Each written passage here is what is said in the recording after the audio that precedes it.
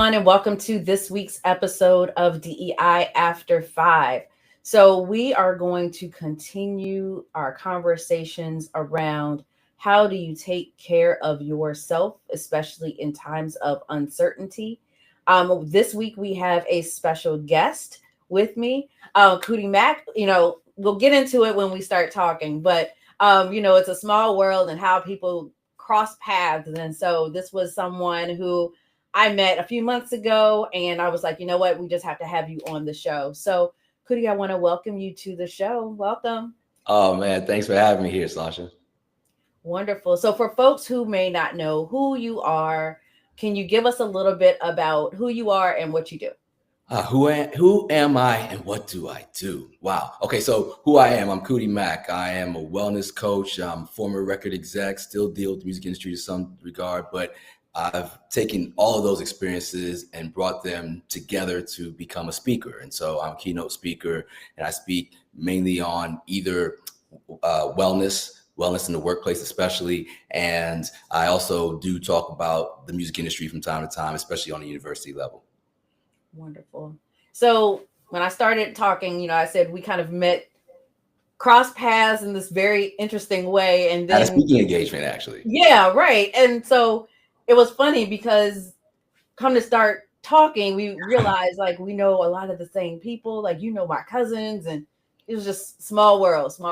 Very small world. I always say, everything that I am, when you ask me who I am, it all conspires to a situation where I honestly can't really afford not to be anything but a relatively decent person because I don't have too many alibis. I mean, you're only going to meet so many people whose actual name is Kuti. And if you've met them and it's spelled the same way, they're related to me. Given my age, given where I grew up, given where I went to college, University of Virginia, given the music industry and just the travels that's put me through, playing sports, being in a fraternity, like all these things just add up to me being a very singular person. And so I feel like the Black Forrest Gump sometimes, where it's just like everywhere I turn, there's somebody who you ask one or two questions and we got the same people in our phones. And that's what happened with you and I. And that's exactly what happened. I was like, wait a minute, Pia? Hold on, let me call her. And the beauty of it is, for better or for worse, most of the time for better, whatever that person has to say about me, I tell you to accept, Yeah. So I got no bad reports so far. Amen. So I want to talk about, kind of the work that you do around wellness in the workplace. And for the last week or so, I have been talking to people around like what is happening kind of in our country right now and the impact that it's having on the workplace. I was having a conversation last week with someone who works in the restaurant industry and in the DC area in particular. And, saying there's a lot of high anxiety. The work that I do around psychological safety, I'm like, there is none, zero right now, kind of happening in the workplace. And so I want to talk to you about what you're seeing right now. Is it any different than what you've seen in the past? And we'll start there. So I'll say that in general, I don't run from my age. I'm 53, and in general, what I have just noticed is that there's just so much incoming, so many signals and messages and things that are just incoming and really laser focused on each of us as individuals. And the human body, the human brain is an amazing machine, but it's really not designed to accommodate all of that in the way that we are currently getting it and as rapid fire as we're getting it. So that there's an undercurrent of overwhelm that's just already there humming in the background like your refrigerator that you don't even think about it until it stops. And it rarely stops. So yes, it's a lot going on, and then everything just seems to ratchet up by the second, which is a byproduct, one of the negative byproducts of the digital era. I mean, I think digital technology is amazing. It's how we're able to do this right now, and how thousands, if not millions of people will be able to share with what we've got to talk about. But at the same time, the downside is just everything everywhere all at once, kind of like that movie title. As you were talking, one of the things that immediately came to mind was, you spoke to the individual and how we're individually getting these things, this information and this overabundance of input. But at the same time, I'm often talking to my audience about the need for community Yeah. and how we can kind of lean into community to kind of help alleviate some of that noise when we feel overwhelmed. And so, as you're doing wellness work, talk to us about kind of that importance of community, or if you're in the workplace, what does that look like when you're trying to alleviate some of that noise? Yeah, so community is something that has been slowly but surely phased out. And it's Mm, harder and harder to rein back in, but it's not impossible. In some ways, again, digital technology allows us to have community, but it's really a faux community. It's a fake community. So we can say something that could be totally erroneous or totally just outrageous. But as long as 10 people somewhere in the world like it, we feel like we've got community, and then we feel mm, emboldened in those concepts. Whereas in real life, if I like in real life when I was a kid, if I saw, I'm going to date myself, but I don't care. If I was in the grocery store with my mother and I saw a National Enquirer magazine, that was TMZ, back in the day for kids, right? yeah. It's this magazine, this paper, and if I saw something that said, I don't know, Tupac was seen walking in the mall, and I came back to my boys and said, yo, Tupac was walking in the mall. Those three dudes look at me and be like, man, Tupac got shot. Like, what are you talking about? He's dead. And it would stay, it would dead right there. But if I throw Mhm. that out online, what happens is 10 other people go, if I have a convincing picture, 10 other people go, ooh, Tupac was in the mall. And now it becomes a truth of some sort. And then that gets a chance to spread. So the things that community actually help us evaluate, edit, modify, reconsider. What I miss about the past that we don't have as much now is just a fair exchange of ideas where we don't agree, and then in that exchange of ideas we discover, oh well, maybe that doesn't sound that plausible, or maybe that, maybe I'm not totally right. And that Right. exchange of ideas is something that I try to remind people of and try to encourage, whether I'm speaking to kids at universities or I'm talking to grown-ups, at speaking at wellness events or corporate events. It's just, let's have a conversation. Let's slow down for a second and not just run with, whatever we hear or see, but let's just have a conversation. If we don't agree, I'm especially excited because then I have an opportunity to learn, and so do you. Yeah. So you're talking about challenging comfort, right? Challenging kind of what we think is correct. And that's not a bad thing, but we don't have that pushback, Yeah, we don't have right? checks Or and balances anymore. It's just something right. gets said, and as long as it tickles a particular group's fancy, they just run with it. I mean, I can't tell you how many, I won't say arguments, I don't like to argue, but how many debates I have with people just because I go, hey, did you check that? Did you vet that? And I'll be honest, I didn't used to check and vet these things Right. because for some reason, when we see something come at us in sound and pictures through a screen, it gives us validity. It is like, okay, this must be true. But that was because we grew up in an era where there were gatekeepers. Now, some Right. of those gatekeepers, could they be trusted? Don't know. And that's the thing now. I don't mind questioning anything, question everything, Right. but ask the questions and actually want to hear the answers. And that's the thing that I try to encourage, just people just pausing, slowing down, considering, reflecting, reviewing, and then proceeding. It sounds like a lot, but when you do it as a habit, it starts to become just something that's really reflexive and only takes minutes. And it's part of the de-stressing recovery stuff that I do share when I talk to people. Yeah, and it's interesting because as you were talking, I'm like, just that whole process forces you to slow down, Yeah. forces you to kind of reconsider, readjust. Yes. Um, it forces you to ask questions. And we are in a society that does not like to be questioned, that does not like to be challenged. And so it really puts you in a position to be able to create a space of comfort for yourself, good Yeah, or and bad. it's wild because Right. while it doesn't like to be, this era doesn't like to be questioned or challenged, they question and challenge everything. Right. You Oh, know, absolutely. as soon as you throw something up there, nah, that's fake. Nah, that's this. Nah, that's that. Nah, that's that. And in some ways, again, every one of these institutions that we grew up with as being bedrocks, none of them are beyond reproach. So they all do deserve. Does the government deserve to be questioned? Sure. Does the law and enforcement deserve to be questioned? Of course.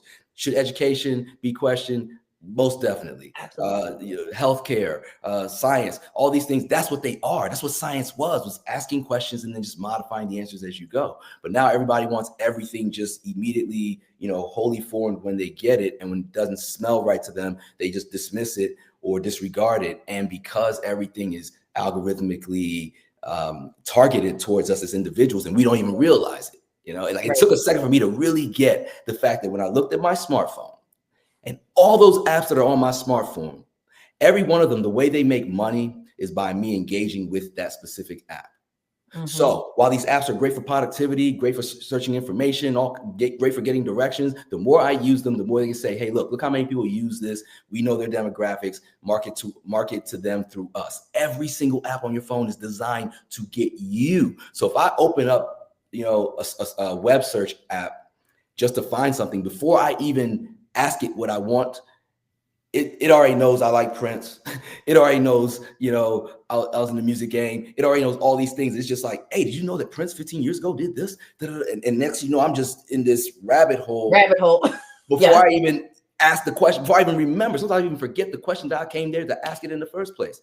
And every single app you use is designed to do that. So they're all algorithmically pulling towards you. And the thing that's missing now that we had, for better and for worse, is monoculture. Especially in America, we have a very multicultural base of people in the first place. Then you add to that a huge population, then you add to that we don't have monoculture anymore. So if I want to watch something on TV, I was talking to somebody yesterday about this. I asked, well, what are you watching right now? They named 3 shows I had never heard of. Yeah. And I'm thinking, okay, cool. Let me go check those out. Those 3 shows have 2-3 seasons each. And I'm thinking, okay, do I binge watch this? Whereas before, Tuesday, whatever, Sunday night, Thursdays at 8:00 was Cosby Show, and everybody watched it at the same time. You didn't know what was going to happen until next Sunday at 8:00. So whether you loved it or hated it, you sat there and watched it and all the commercials that came with it and everything else. There's very few things that we do as a monoculture now. I remember when I came to this country, what was it? It was a big miniseries that had just come out when I landed in America, Roots, and everybody watched it. Everybody, not just Black people, not just everybody was watching Roots at the same time. It made like the biggest thing, the biggest TV phenomenon of that era. Yeah. If something like Roots came out now, some of us would watch it. Some of us would wait till it finished running so we could binge it over the weekend. Some of us would watch it immediately and then tell everybody what happened. So some people be like, that's that slave stuff. I ain't watching it. And it would be just this fractured experience. Whereas when we all were locked in watching it, then we all could make our decision about how we felt about it. We could all discuss it at the same time. So, you made an excellent point. The last time I think that we had anything, a semblance of monoculture where we all experienced it at the same time, was COVID.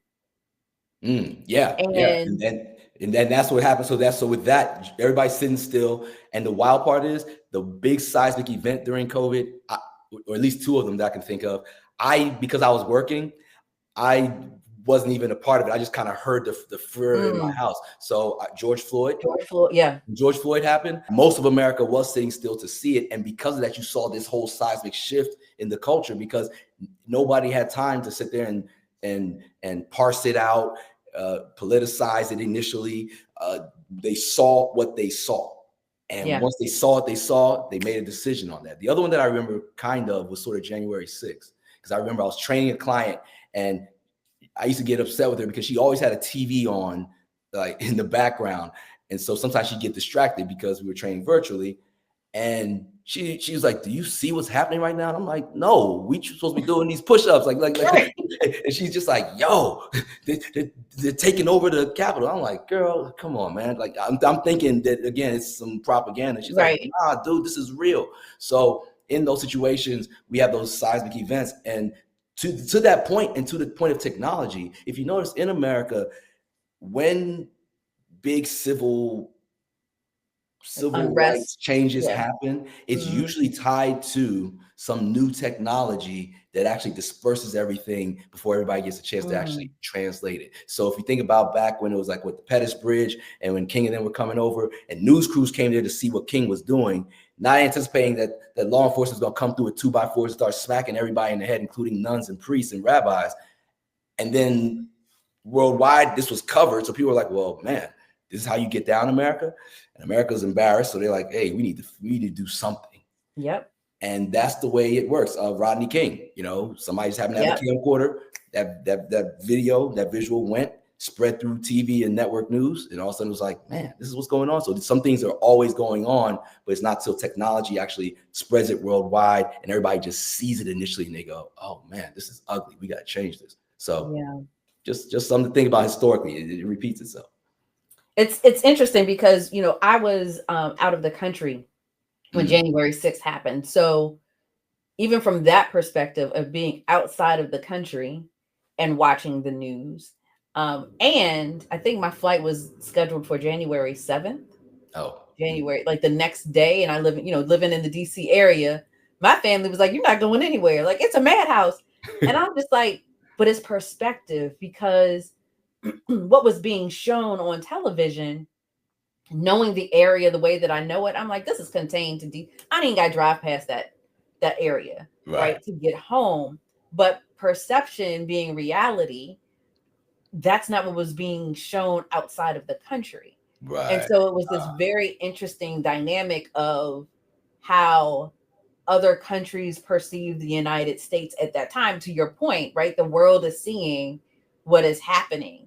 And it is a very different perspective than the news that was kind of coming out. Hey, everyone, listen, I hope that you enjoyed that first part of this conversation. It was so good that we had to stop, but we're going to continue it next week with part 2. I hope you were taking notes, because there's just so much good information that was shared. So tune in next week for the next episode. And until then, have a good one.